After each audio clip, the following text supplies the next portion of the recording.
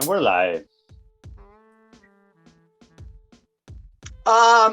Thank God I didn't lose my deal with Nike because I believe the earth is round. I'm just going to say that. And put that out there. You're a forward thinker there.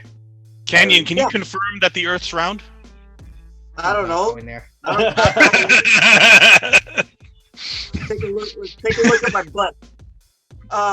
Good afternoon, good morning, good evening, ladies and gentlemen, wherever you are, whatever time it is for you right now.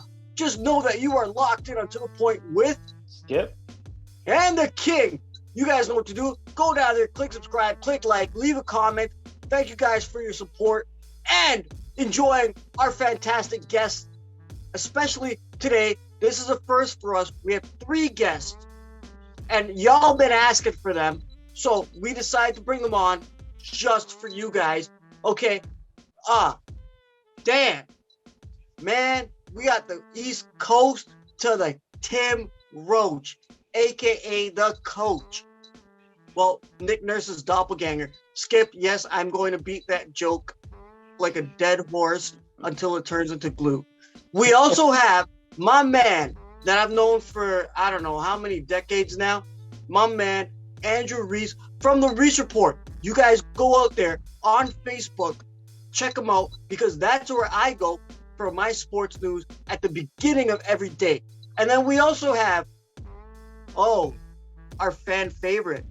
Y'all, it's the babyface assassin, Mr. Kenyon Nisbett.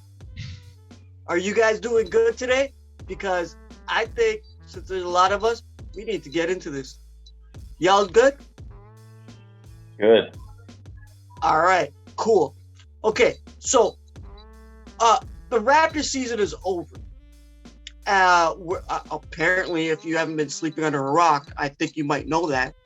But I have to ask you, Mr. Coach, Tim Roache.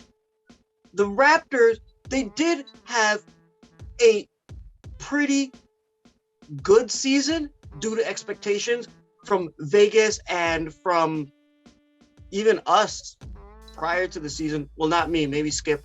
But they did have a better season, but they did not make it to where, well, most fair weather Toronto Raptors fans want them to be. Now, as a fellow coach, I want to ask you, what areas do they need to address? I feel their half-court offense many times this year was it was inefficient. They would the ball would be stagnant quite a bit. And I also feel, just based on what I saw during the season and the playoffs as well, shooting is a must for them in this offseason. We're watching the last final 4 of the playoffs now. All 4 of those teams have 3-point shooting, every single one. So hopefully in this offseason, they're going to address their shooting woes, which definitely were present in the playoffs as well against Philly. Another area in which I feel that they need to address is a big guy. I know I get the whole 6'7" to 6'9" theme moving forward for this team. And this Who's doing a 69er? You never know, I guess. But the 6'7" to 6'9" theme of basketball, positionless basketball, it's going to be their main identity, I think, moving forward with their core. But regardless, to get through the East, you're going to have to go through Joel Embiid or Giannis or now Jason Tatum or Bam in Miami as well. You're going to have some guys who can match up with them. I'll say specifically Embiid, because I think they do have enough guys who can match up with, Bam or Giannis or Tatum. There's some guys that they could throw with them. It's Embiid. That's someone you're going to need to match up. We had Marc Gasol, we had Serge Ibaka 3 years ago. That turned out to be that worked out pretty well for us, I should say. So shooting and a big man, and maybe just how they run their half-court offense. Those are 3 big areas I would like to see next year improvement, along with, of course, the development of the core of the players. Okay. Thank you for your input from a coach's standpoint. Now, Kenyon, from a business standpoint for the Raptors organization, you brought this up to us, and it was actually pretty interesting about the Raptors salary cap. How can they utilize, because you said they were over, right? Am I wrong? Not quite. Well, so the Raptors can create some space, but the space is very minimal. Now, my question to you is how, if you were Masai Ujiri, since you're the only one of African descent on the show, if you were Masai, right, what would you do and who would you cut out? Because there's a lot of players. There's only 4 players right now that are off contract for next season. What would you do? Okay, so I'll just go with what I was originally going to say, which is we don't really have cap space no matter what. The Raptors, the other thing, well, so it's around, I re-looked at, I guess, Blake Murphy's cap primer today came out. So I was wrong. It's not 7, it's about 5. So it's even less. So the maximum amount of cap space that we can create by renouncing everyone and anything that we can renounce is, basically nothing. So the Raptors will probably not go that route. The Raptors will probably retain their 2 big free agents, if you want to consider Thad and Boucher their big own free agents. But the Raptors will probably remain below the luxury tax team. The Raptors will also more than likely, let's not talk about teams that aren't relevant here on a Raptors show.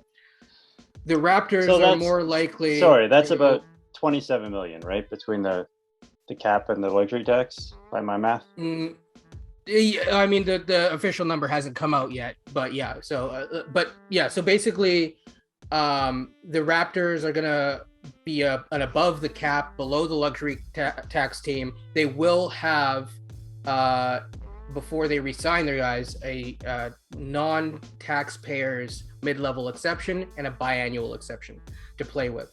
And so those are the main tools that I guess we're going to talk about today, and those are the main tools that they have to use, regardless of whether or not they have an additional $5 million in space or not.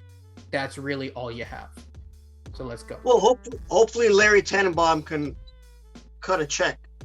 Well, I mean, you have to talk to Mr. Rogers now. Well, thank you, Kenyon. Thank you, Roache. Oh, right. Reece, here we go. Are you guys ready for this? Are you serious? There's a reason why you're here on the show. Now, based on what the coach Tim Roache just said about addressing specific areas, based on Kenyon Nisbett saying what the Raptors have available for a player, Reece, who would you give up? And for who? And why? Guys, let's go. Well, let me just state by saying that I agree with the coach, but I think more than anything else, and this is a shot at our host, the Raptors bench was an embarrassment all season. What are you talking about? They didn't get their time to play. They were dead last in the NBA in points. They were dead last in the NBA in assists. They were dead last in the NBA in three-point shooting. So the Raptors need a bench for more reasons than one. You can't play Fred VanVleet 37 minutes a game without his knee falling apart. You can't play even OG Anunoby 37 minutes a game without his body falling apart. And I don't want to be doing that to Scott Barnes at this age either, because he also had an ankle injury. So if you don't want your entire team getting hurt or your most important players hurt, you need a better bench. Malachi Flynn. That's why the bench needs their reps. Malachi Flynn, out the door. Utah Watanabe, out the door. Now, I realize that we don't have any cap space, but anything but what we had last year would be an addition by subtraction, a.k.a. Thaddeus Young. The only good bench player that we had that was any good at any point in the season was Chris Boucher. I realize there are certain people that want to get rid of Chris Boucher, but he has to stay a Raptor. After that, get a bench or get us a big man like Mr. Roache said. I realize we have no cap space. My preference would be to have someone like Yusuf Nurkic, but I believe he's out of our price range. So that's what I believe the Raptors need. As far as trading for somebody, I don't want to get too much into that, but as Kenyon and I discussed in the past, it would probably be Gary Trent Jr. Wow. He's our biggest trade chip right now. He is. He definitely is. That is a huge trade chip. Skip. Now, can you rebuttal to these three lovely gentlemen on what the Raptors should do going forward? Where do you think they stand? What should they do? I basically agree with all three of them. I think Gary, if you're going to make a trade, Gary Trent's your biggest trade chip. I'm not going into the offseason expecting much to happen there. I think, like Kenyon said, we're really going to be focused on just keeping our guys, using that mid-level exception, retaining Thad Young, retaining Chris Boucher, and just trying to bring in that one extra bench piece that can just give you a little bit of depth. And then from there, you let the only thing I disagree with is I don't think you jettison Malachi Flynn. I think you try and develop him as, that 9th, 10th guy off the bench. But other than that, I basically agree. Just kind of keep rolling with what you got. They were so good last year. They just need to develop and augment a little bit. And I think it's going to be really interesting to see what that mid-level exception can get us. Skip, I got to, okay, guys, you've all made some great points. Okay. Skip, I got to agree with you 100%. Like you said, run it back. Also, Kenyon did mention that. Run it back because some of these guys are still young and they still have to learn the ropes within the NBA and have to develop themselves. Like I said before, Kenyon, you were there on the show before when I said if Scotty can develop a three-point shot, he'd be lethal, right? It's over. It's a wrap. I do agree with what you guys said, but let's face it, Raptors fans, they did not make it as far as they could have, right? So what piece, because there's a plethora of players out there that are available, right, for trade and in free agency right now. So which players do you think specifically that could fit in to the Toronto Raptors? Coach, you're up. In terms of the mid-level, depends on how they use it. If they use the full mid-level, or if I think they could break up the mid-level too as well, like into parts. I'll just list a couple of guys who do interest me. I know Kenyon has mentioned his name too, but Thomas Bryant. I know he's had a lot of injuries, but when he was the starting center in Washington, he put up some big numbers when he was healthy. He also played with OG Anunoby at Indiana. They're both in Indiana together. There could be a bit of a connection there. I have a couple of other guys as well that kind of intrigue me as maybe projects a bit, but I think there's upside. One guy is Kevin Knox.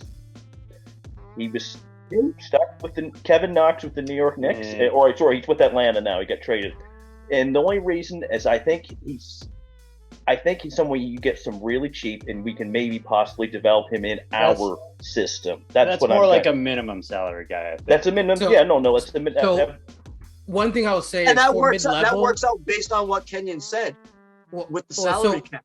That does work out. Not quite, but what I'll say is, for you, Coach Roache, you also have the biannual exception. So right, I'm not telling you how to use it, but I'm saying that maybe he could fit under the biannual exception, and you could still leave the mid-level exception. Yeah, I'm not saying use the mid-level with him. I would just use it as someone else that we could use either the biannual or a minimum. I just think he could be one of these guys you could bring in. Like, okay, he's still young. He did very well his first year in New York. He's just been stuck on the bench, and then he got traded. I just think he could be a possibility. Another guy I was looking at as well for the biannual was saying his name right, Jordan Nwora, plays for Milwaukee. He was a guy who could shoot threes. He's got a little bit of length. He plays pretty good defense. He's got size. He played with Precious on the Nigerian national team. I'm sure there probably is a little connection there as well. Those like with that Indiana connection. Cool. Yeah. Yep, exactly. And I just feel that there's just three guys here that kind of stand out to me. And the last one for me would be Bryn Forbes. Bryn Forbes on the biannual. He's someone who's a shooter. He's played with the Spurs. He's played with the Bucks. Like he's got He's got a lot of playoff experience coming in. He's just someone else I feel that could be added to that mix as well in our free agent package possibilities, I should say. That sounds pretty cool. Thank you, Coach. Kenyon, you're the businessman here. You don't want to say the best for last? I want to ask you because Reece is going to go off on this one, but I want to ask you first. Who do you see the Raptors possibly targeting? Because what's the next move? So who I want them to target and who I see them targeting is two different things. I'll give you. Who do you see? But what's more feasible? Yeah. So. Because obviously we'd want Giannis on the team, right? But what's more? Yeah. feasible? No. That's realistic. I'm going to be realistic. A little more realistic, but like. Yes. Yeah, I'm going to be realistic in both cases. Options. So. Yeah. Give us the realism. Yeah. So number one, for I separate biannual exception and mid-level. And for the listeners, just so that they understand, you can break up, like Coach was saying, you can break up the mid-level. You can not really break up the biannual exception. It is what it is. What you see, what you see is what you get. $10 million and $5 million, you said, right? For the 10 approximately, million? yes. Yeah. But that $10 million you can break up. Now, this year, in the past, I think the Raptors have broken up when they've had the mid-level exception, they have broken it up, and I think that has gotten them into trouble. So, and I think that they've learned their lessons. So, whoever they get, I think that for the mid-level specifically, I think that it's going to be close to the mid-level, maybe a little bit less to save themselves, keep themselves under the, luxury tax. But basically, they're going to be looking at giving someone the full mid-level. So the only person they have on mid-level right now is Kem Birch. Yeah, it hasn't worked out. All right, so as I was saying, so I am in a mood today. So as I was saying, aren't we all? I think that if you're looking at there's two things. So I agree with Reece. I think that they are going to be looking at rebuilding the bench, and that's who you're targeting.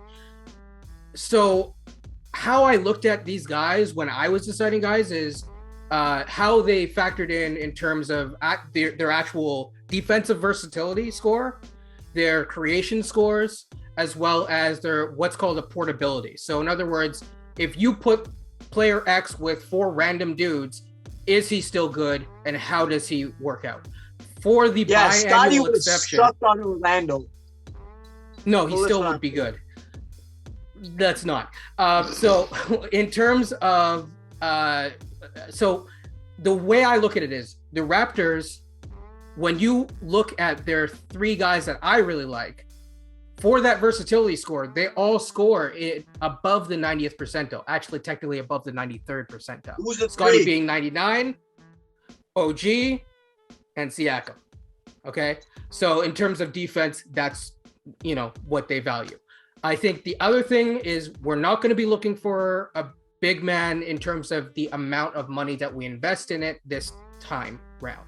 And the reason for that is you look at what happens, you look at what's going on, and who is the tallest guys? How tall is Bam? Anyone want to give me an answer? 6'10"? I think he's 6'9". 6'10". 6'9". Oh, okay. He's 6'9". Yeah. Okay. He looks a lot bigger than that. So there's height, and then there's girth, let's call it. Like you see a guy like Grant Williams, and he's literally got a barrel chest, right? So there's a lot of, and then there's also wingspan as well. So with that being said, also Precious ranks above the 88th percentile for rim protection already. Actually, he's in the 90s. I'm just trying to be nice here. So I think get some of that? Yeah, exactly. Sorry to cut you off. Tim, can I get some of that? Yeah, exactly. So in terms of, I would say biannual exception, I think that we can get it for Thomas Bryant. I will give you 2 interesting names because I don't think we're going to get Jalen Smith because he already got traded, and I think that they like him. So Actually, I'll give you three. Okay. Name number one. You said Taurean Jalen Prince. Smith. I don't think we're gonna get him. Taurean Prince for mid-level exception. I think it's Okay. a very interesting. I don't have time to go through all the advanced metrics, but he ranks very well, like really well, and he's basically that long wing creator that you want. I think the other one who is really interesting could be Bruce Brown. So these are younger guys. I don't know if Brooklyn's going to let him go, but I'm just saying who I would target, right? Yep, yep. They let go of Jared Allen. Are you kidding me? They could probably let him go.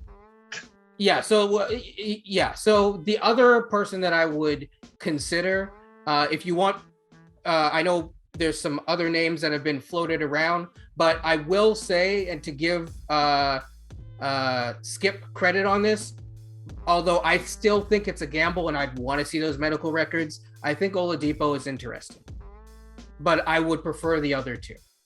Stop with the medical references, okay, bro? We're not there Hey, yet. they're important. I think I don't want to get someone for that's Oladipo, legs gonna fall off. they're doubly important. I think Oladipo's Yeah. done. You're killing me here. Yeah. Okay, So that's why I said, like, it depends on how many pages are redacted. Yep. So, Yeah. Thank you, Kenyon. Thank you, Coach. Reece, here we go again, my brother. If the Raptors were to fill any of the voids that Roache and Kenyon has spoken about, who are you giving up? I don't want to talk to your wife because I know who she's gonna say. No, I'm not. I'm not giving up Pascal Siakam. He played excellent this year. He had a rough playoff game where he didn't score any points in Game 3, which cost us the series. But I'm not going there. Hold on. He had Are a you great an imposter? series. No, look, I'm man enough to admit when I'm wrong. He came out to play when Kyle Lowry left. When Kyle Lowry left the team, he took over the team, and I give him credit for that. He had a great All-Star season. My problem is he got third team All-NBA, which is going to be a problem for us when the cap hit comes up and he has to be re-signed. Now is more all NBA teams than Lowry. Well, so he's actually extension eligible now, and he is not eligible for the Supermax. If he gets another All NBA, he would be eligible. Right. For the So Supermax. that is a little bit of a concern, but I'm not. I'm not going there. It's only him, DeRozan, and Yeah. it's only him, So DeRozan, and Carter that have actually got All NBA for the Toronto Raptors. Yeah. Me and Kenyon discussed this during the very frustrating 76ers series where the Raptors gave up 130 points in 3 of the losses. We got exposed on our wing defense positions. Van Vliet was getting destroyed the entire series until he got hurt, and then they just took advantage of our friend Gary Trent Jr. So if the Raptors are going to do anything, it's going to have to be Gary Trent for 3 reasons. One, he has only 1 year left in his contract. Then it's a player option, which we all know he's going to decline. So they're going to have to make a decision on Gary Trent. And that's the trade piece that's going to either help us get better at center or help us get better on the bench. But other than him, I don't think you can trade anybody else on the roster at this point. Fred VanVleet's not going anywhere, despite the fact that some people might want to get rid of him, aka Robert. Nurse loves him. He was just named to the All-Star team. He's not going anywhere. I saw a video today. Robert came to Van Vliet's defense. So okay. And Malachi Flynn is not an NBA player, so we need a point guard. So at this point, I don't see any changes at all in this roster until, as Kenyon said, midway through the season when we see how the Raptors do, because they're going to have to make decisions. And if they're not going to go above the luxury tax and they're just going to bring this same team back, expecting to win 48 games again is asking a lot. Or how many did they get? How many did they win? Sorry, 48. Did I get that wrong? 48. Okay. So to expect. 48. Remember you were on the show and we called it. And I said 42. I said 45 wins. They got 48. But a lot of things happened to that went their way to get 48 wins. To expect that repeated again, especially the way Nick Nurse plays his players, is asking a lot. So the Raptors are gonna have to do something this year with this roster in order to get better. I don't think you can just stand by and say, well, we'll just develop everyone, hope we get better. The other teams in the East are going to get better. Thank you. And so I don't think we can just rely on keeping the same roster and hoping it works out. Thank you for saying that. Skip, you and I have been doing this for so many years right now, and we've watched the Eastern Conference grow. It popped in my head a little while ago while I was in the shower, and I wanted to ask you this. I'm sorry, I was thinking it through the visual. Yeah, I know. Don't think about it. Okay, don't graphic, no visual. But I was thinking, like, within the next couple of years, look at the teams in the Eastern Conference, because when we started this, we called it the Eastern Conference. But when you look at the teams such as Boston, they're on the way up, right? You see Philadelphia on the way up. They're at the top. Yeah, they're up. They're top 3 this year. What are you talking about? Brooklyn is going to get better. They're about to win the title. Skip. I don't know about that. Shut up for a second, okay? All right. Just shut up for a second. They're on the way up. They're only going to get better. Then you got, that's why it's number 1 to me. Then you got Philadelphia. They're only going to get better. They have assets that they can move. I don't know about that, but maybe they'll get better. No. They have a Harden problem.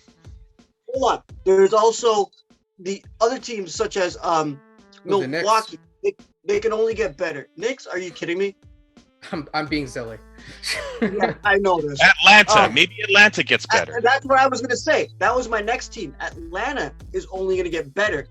There are a plethora of teams within the Eastern Conference that can get better. Hey, we're not talking Orlando. We're not talking New York. We're not talking any of that. Okay? We're talking about the teams that are there. Miami's not going to be better next year. No.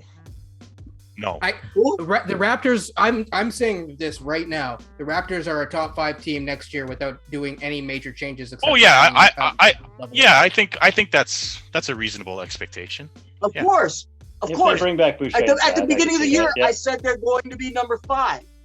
Mm-hmm. And they did. I'm just checking because you made it sound like the whole conference is going to surpass us. I'm just saying. No, I'm just saying these teams are accelerating, right? Like Miami's getting older. A bunch of geezers up there. That's what I was going to say. Miami is kind of on their downside, right? But you look at the other teams that are working to get better. Skip, where do you see your Toronto Raptors, or what do you think your Toronto Raptors need to do to leapfrog these guys to get back into the conference finals, get back into the NBA finals? Because I'm pretty sure all 5 of us would love to see that. We would go nuts, right? Skip, what do you see them need to do? Basically, just player development. I mean, yeah, obviously. Thank you. It'd be great to go out and trade for a Giannis or something, but that's not in the cards. What is in the cards is Scotty Barnes developing into a superstar, Pascal Siakam becoming a regular All-NBA player, Fred VanVleet not having to play 40 minutes a game and not getting injured and just being your shooter. So I think like I've been saying, they just need to augment what they have. They just need to develop what they have. You bring back Thad, you bring back Boucher. Now, I think then you sit down and you look at that mid-level exception. And the mid-level exception is kind of interesting because it's kind of like almost by definition a mid-level exception. Do we need Kenyon to explain mid-level exception? No. Let him finish. No. Almost by definition, a mid-level exception guy is just a guy, right? He's just like some guy in the league for the most part. Not a star, not a huge difference maker, a guy who can come in and play rotational minutes for you, soak up 20 minutes a game, play, I don't know, 10, 15 points off the bench if he pans out. So you kind of look at the options that might fall into that mid-level range, and you get a bunch of guys who are like, he's kind of good, but he might be too good for the mid-level.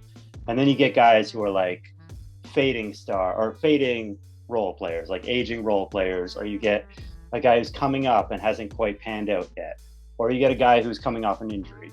So it's really tough to find that perfect fit for that spot. But I went through a couple of them, and the one that I really liked, you already mentioned Kenyon, but I think Oladipo, I don't think he's necessarily very happy in Miami. I think as far as a mid-level guy, he's probably the one guy you can target who has star upside, or even if not star upside, like really, really good bench regular upside.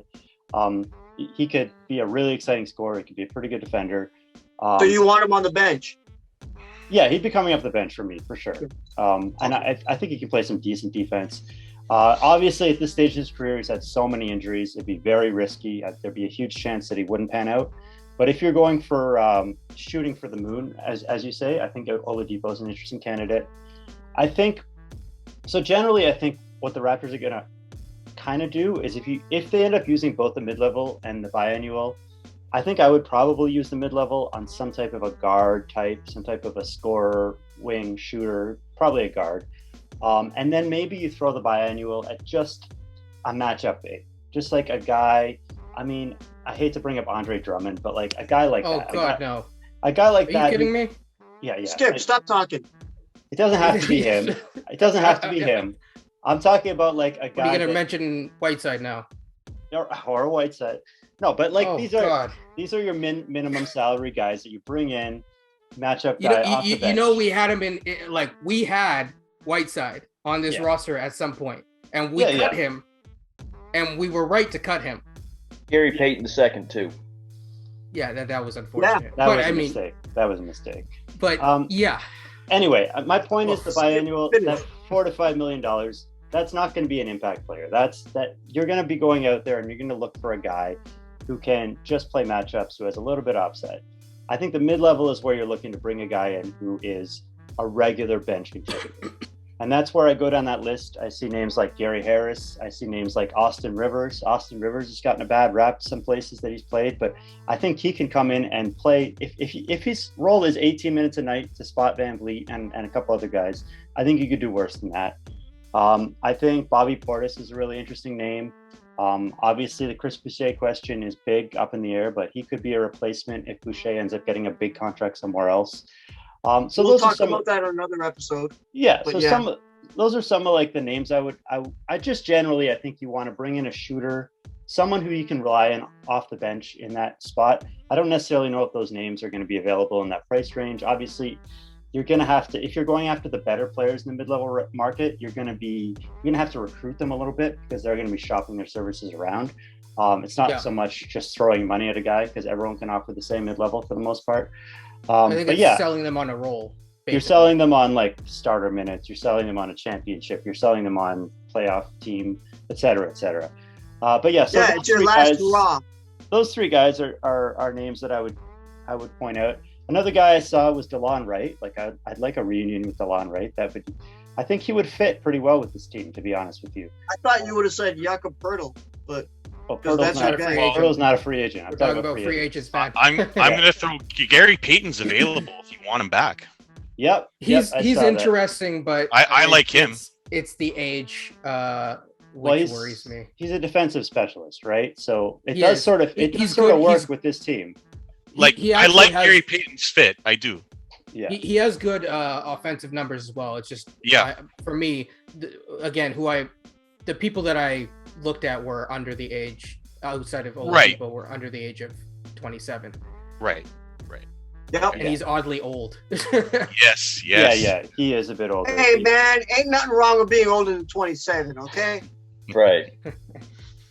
Yeah. Shoot, So that's basically the gist. I mean, I had a couple other names there. Like we were talking about Malik Monk in the chat. I don't know if he'll end up being available. Oh God, no. One name that I want to mention is Hartenstein. I hope I'm pronouncing that right. But if they do want to go for a big, so I think he should run his campaign if he runs for Senate. Yeah, exactly. I mean the thing with him is going for, so he is a gamble, but I think it's a safe gamble. He is a restricted free agent, so I don't know how the Clippers feel, but I know that they're trying to get off money. But he is very interesting because his numbers are really, really good on the offensive end. He actually is a really good passer. The main question that I have for him is, can he switch? And I haven't watched enough tape 69? to really determine. Yeah. He is above that height. He's actually 6'11" with a 7'2" wingspan, so it's even better. I'm saying Kenny's 69 with the Raptors. Anyways, he is the guy who got benched. He is the guy who got benched when Houston went small a couple of years ago. So yeah, that so doesn't necessarily bode super well. For that's why I'm like, can he switch? That was 2 years ago, and like he's a much different player now. So I don't know. I think that there's the reason why I'm against it is because I do think that there are interesting bigs that are in our range in the draft. Don't want to get into it today, but that are versatile and that aren't necessarily traditional. So we can talk about that another day. Backup point guard and center we got to have one of them. And even I'll take Tyus Jones off Memphis, who has cap problems. I have him on my list, but I didn't want to mention like Memphis has to pay Ja Morant. They got to pay Jaren Jackson Jr. They got a lot of players to pay. Tyus Jones might be the cap crunch we could steal. Yeah, the counter that I have for DeLon Wright is Guys, come on, man, we were just getting into it. I know. We're almost out of time. Yes, we're almost out of time. But you guys, can we go around the horn right here? Mm-hmm. There's one player's name that was failed to be mentioned in a possible Raptors trade, and that's DeAndre Ayton. Yes or no? Coach, yes or no? Based on the information that just came out about him playing tons of video games all the time, I'm going to say no. Kenyon? No. I'll let others go first. No, not a fit. Skip? I think he might be a fit, but it doesn't. The money doesn't work. He's gonna want more than what we're able to offer for what he is. He wants a max deal. It's not happening. Go ahead, Kenyon. So go ahead, teams have decisions to make, and I'm gonna kind of give a jab to someone who probably won't watch this, but that's okay. Some teams overpay on players. And sometimes you have to let other people make their own mistakes. De'Aaron Fox is a good example. Yep. That was the shot, by the way, to any Kings fan who's watching. No worries. Yeah. It's a safe zone here. The thing is that I've said this all year, and everyone here can attest to this, whether they have agreed with me in the past or not.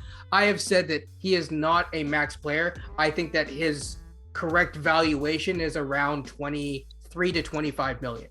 I think that what we saw in the playoffs is, and don't get me wrong, he is a very talented player. He might be able to do it, but right now he just got schemed out. And if you're paying $25 million or $44 million in a couple of years for someone who is going to be schemed out, I don't want them. Not to mention character fits. Now, character fits wise, I don't think that Ayton is a problem. I was more, looking at, the Frenchman. But my point is that in terms of the center, Masai said the man that brought COVID to the league. Exactly. The thing about it is Masai said what kind of center they're looking for.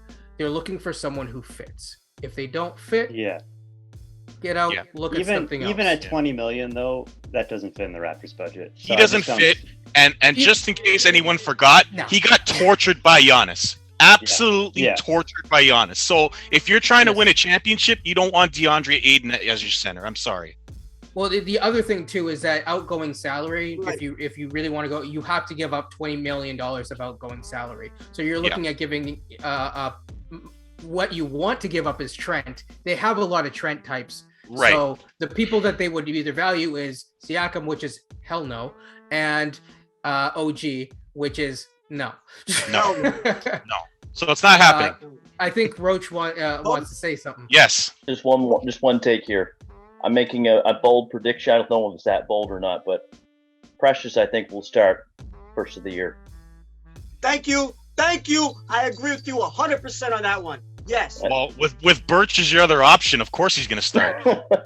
Yeah, I mean, Birch is coming off surgery and won't be ready until. I'm taking the assumption that someone's gone, like you guys have been saying. Well, the other option would be Siakam or OG at center and Precious off the bench. But yeah.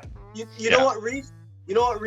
It doesn't matter about that because we still think Precious He's only 22 years old. It's his second season. 23 now. It's only his second season in the league that he just finished. So why not? The sky's the limit for this kid. Precious, work on your free throws, please. Please. So I don't have to break my TV. I don't have to break my TV. I don't want to break my TV. Work on your free throws, please. Thank you. Little Dominic, don't let your dad break his TV. But he works on his free throws. Scotty works on his 3-pointers. The sky's the limit for this team. That's why, before we get out of here, guys, thank you all for your input. Now, and Skip, I gotta agree with you. Yeah, run it back. Let's go, baby. I said let's. Jeez. Okay. Just admit it. You're a Raptors fan. I'm a Torontonian. Okay. Get rid of the ass adore. That's confirmation. Cool. But you know what, guys? Just one last question, and just give me one name. One name out of anybody in the league that's available who would fit in the Raptors organization to take them to the next level. Coach, you're up. One name. I don't need to hear why. One name. Are we talking a free agent right now, or just any name in the league? Anybody that's available. Oh, anybody that's available via trade, via free agency.